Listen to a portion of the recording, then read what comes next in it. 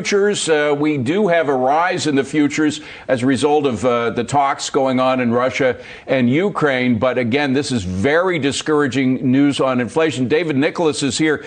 David, you have the Fed meeting today and tomorrow. They're talking about a quarter. What does a 0.25% interest rate rise mean when you have double-digit inflation? I don't think much of anything at all. Do you?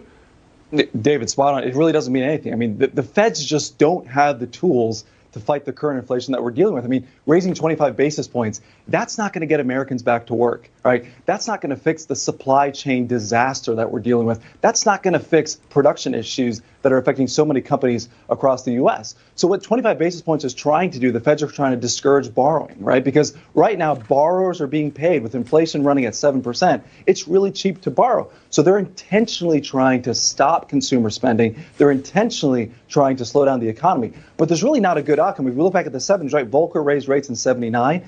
Rates were already at 11%, took it all the way up to 20%. What did that cause, David? That sent us into two recessions in 1980 and 1981. So there's no good outcome here. It's just bad and really bad. You know what they're doing? They're forcing consumers to pay for government spending. Government debt, they don't have to pay the price with interest rates so low. They can afford to carry these trillions of dollars of debt. But the consumer is forced to pay for irresponsible government spending. That's what the Fed is doing, and that's terribly irresponsible, I think.